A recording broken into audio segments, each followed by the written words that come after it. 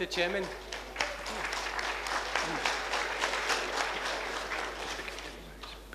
Yes, sorry, I've just been asked on my way up if you could later give an explanation where the Kensington Civic Centre is.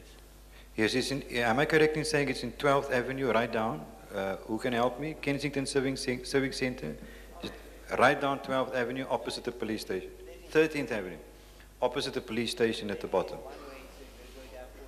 Oh, they say 13th Avenue is a one-way. You have to go down 14th Avenue, and then you'll have to turn left to get to the police station. Don't go into the wrong one. They may keep you there. Yeah, I don't ask for myself. Oh, I see. Thank you. Your question into the microphone, please. Well, I was chatting with Mr. Didat yesterday evening after the meeting, and well, I regretted that the emphasis on question time does exclude any corrections. Now, I think if we have a meaningful question time, then we should also stick to certain corrections, if there are any, of course. Yeah. I was quite amazed about the statement that Mr. Didat made in speaking about the adulteress that was caught when he said the Bible doesn't state what Jesus wrote into the sand, but I can tell you. And then he gave us the combinations of name, Mary and Joseph, David and Bathsheba. Now, I can't remember to have that read at any place in the Quran.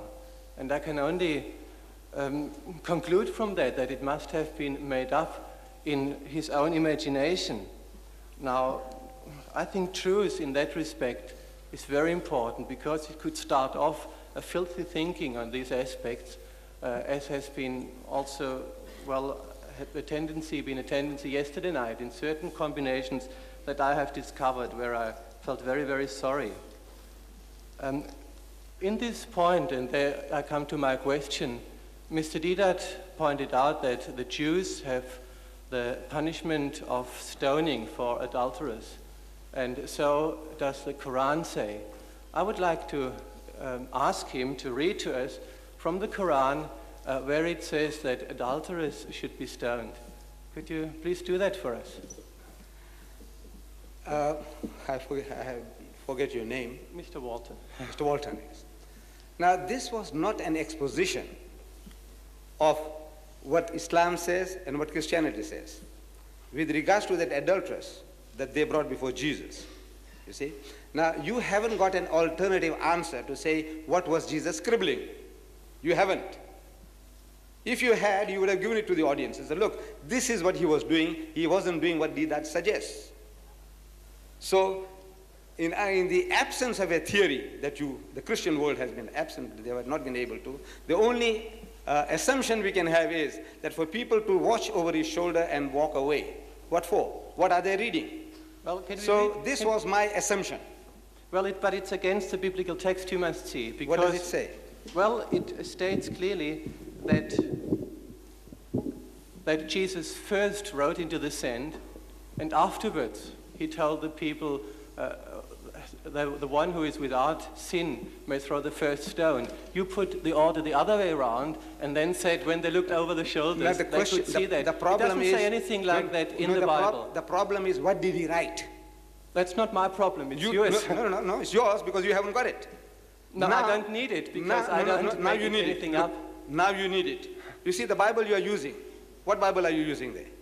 I use the Bible. No, which Bible is it? Well, which Quran do you use? I use Yusuf Ali's. Which one do you use? Well, this is the NIV Bible. Huh? What Bible is it? In this case, it's the NIV Bible, but it doesn't matter.